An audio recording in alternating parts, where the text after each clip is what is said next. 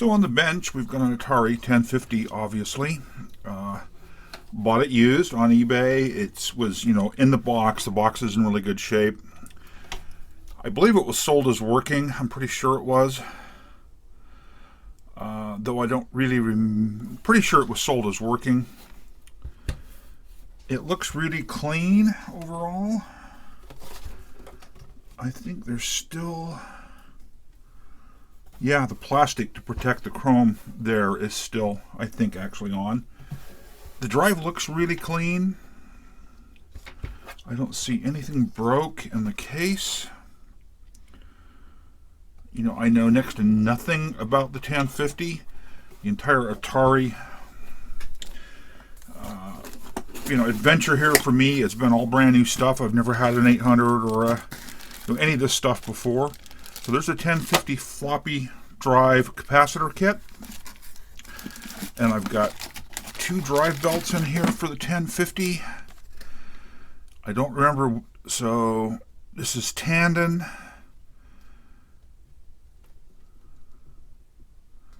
Anyhow, there's a couple different belts here, and we'll figure out which belt we need to replace the belt.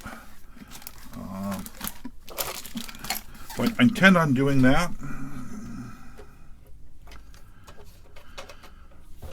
It was shipped to me. Wow, how did he... Okay, this is interesting. Hopefully this is on camera. I need to get the...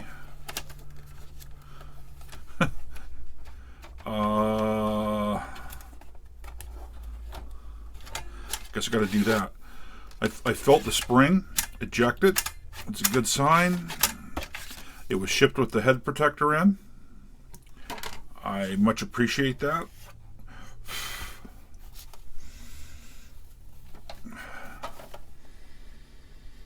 I thought I had a hint of cigarette smoke there, but I don't.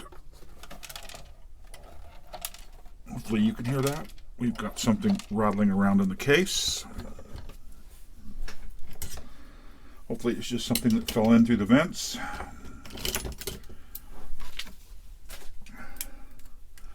Let's go ahead and get it tore down and take a look inside before we well, I want to recap it and rebuild it and clean the heads and all that kind of stuff as well before we test it on the 800. I'm really enjoying the 800 with the cassette drive now working. It's been a lot of fun playing with that 410 cassette. If you watched all those videos, you know how much fun I had. These screws are incredibly loose, making me think somebody's been inside of here before. There's no tension on them at all.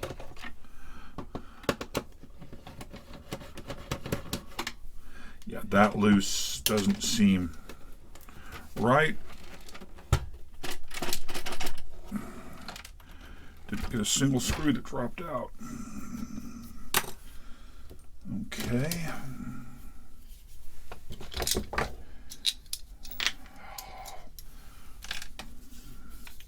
C2 magnetize.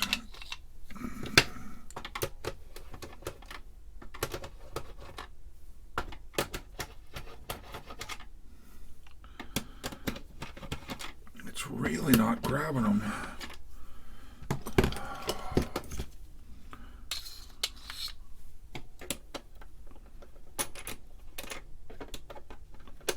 Huh.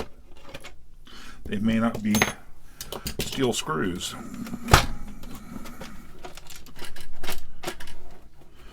Now, they will fall out at some point, so does the top lift off. I know I've seen this done. So I should be able to poke that one down. There's one that fell out.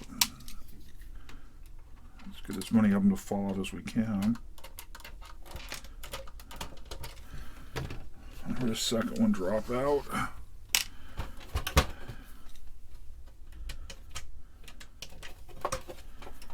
That is really crazy. This, okay, yeah. Folds forward to come off the notches there.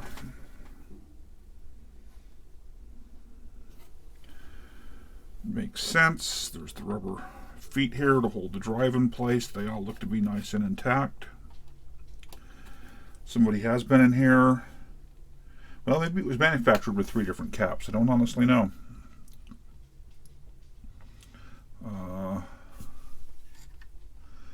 It looks reasonably clean to me. See, I know that front bezel pulls off, and it did. I still want to get the remaining screws out. And they really don't want to drop out, and I'm not sure why.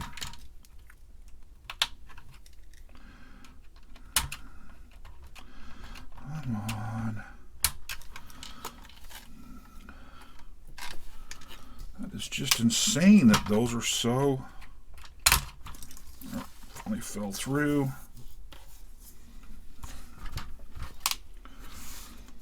I've watched a couple videos, of course, on this. And yep, this has got the center one on 180 degrees from the others. So, you know, back, forward, back. I don't know if you can actually see that down in there, but this middle connector is offset because it's rotated. I'm still going to take pictures. Got the old dead. Oh.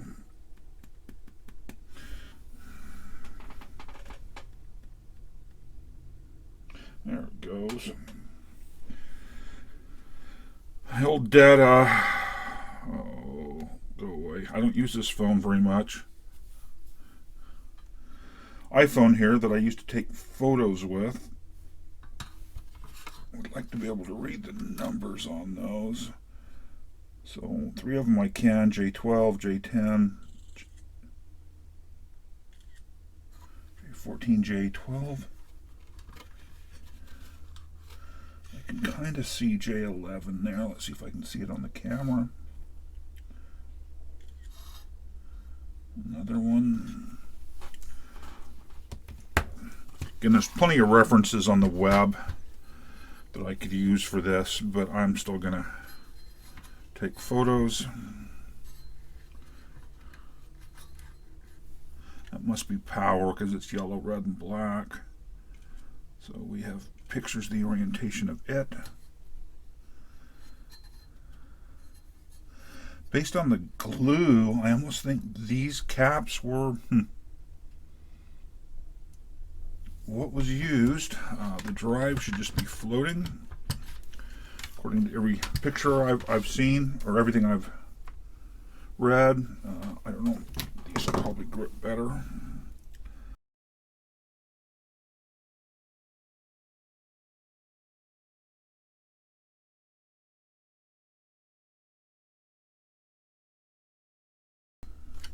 I don't want to slip off, grab a wire, and bust a wire. That would really suck.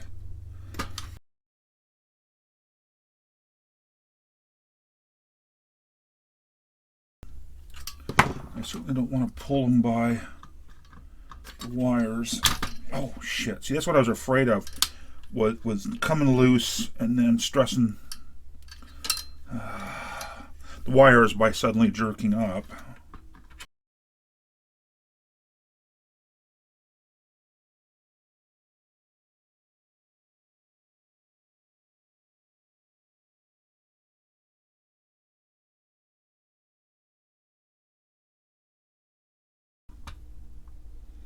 I can think of no reason for that to be that absolutely crazy tight on there.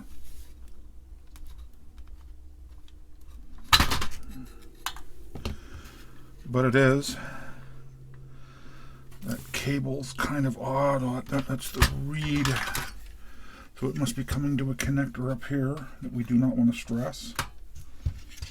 But we do want a photograph of for orientation.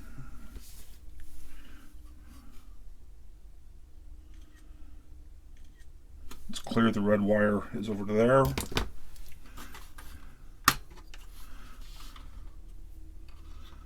We've got these little rubber, very hard now, but the little rubber rings. I can see that drive belt's going to be interesting. So this is a tandem drive. I've kind of watched A couple people replaced the belt, and it's interesting to have to replace. I may not need to replace that belt. It actually looks to be in really good shape.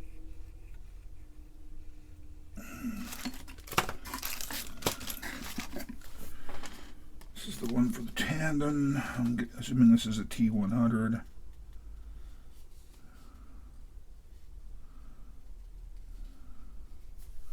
And this is for something totally different. IBM PC Junior can track.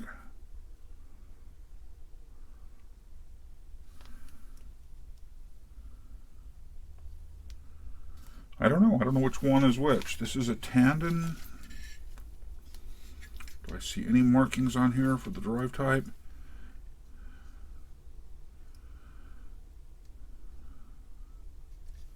It's been through all their QA stuff. It's actually really clean inside. The 800 itself and this drive are actually really clean inside, which pleases me. The 410 tape drive was a mess inside. If you watch the videos, you know I think they were some kind of roaches had got into it and just made a huge mess. Oh, I don't know which drive this is, but I don't think I need to replace the belt. That belt just seems, it feels well tensioned. I don't think I need to worry about swapping out the belt. So I want to set this aside. Just get the drive completely out of the way. And we're going to come down here and look at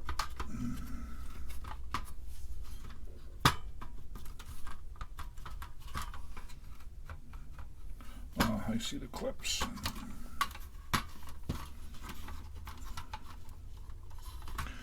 Looks like these are going to get knocked off. Lifting it out, so I'm going to pull them off before they get knocked off and lost. Well, maybe I am. Okay, it's unclipped. There it comes. Lifts up out. A little bit of glue has been knocked off from one of the big caps. That's got to be what we heard rattling around. So I'm happy with that. There's a little staining there that I don't really know what it's from. There's a little bit of witness under here as well, witness mark. Something was up there. May have been something externally spilled in. But again, really clean, really happy with it. So now we're down to the board.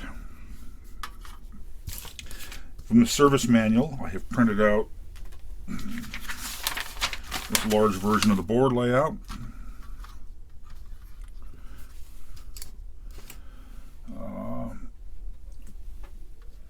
How does this can come off? It is okay. It's not soldered on.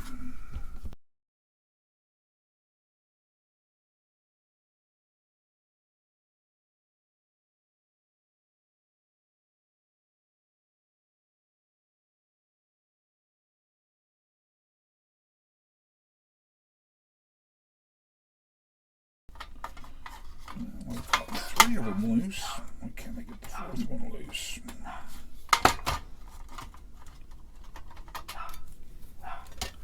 Okay, the RF shielding was easy enough to remove.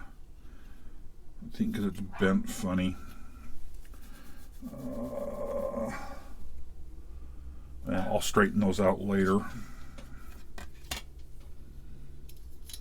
Okay, it's on. Is it on with the tape? Well, it only fits on. No direction, huh? Like so. I don't know where the yellow stripe was. It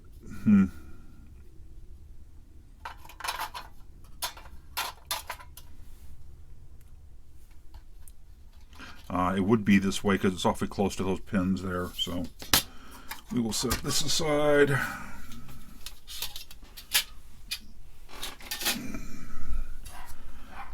take a look at what we've got here.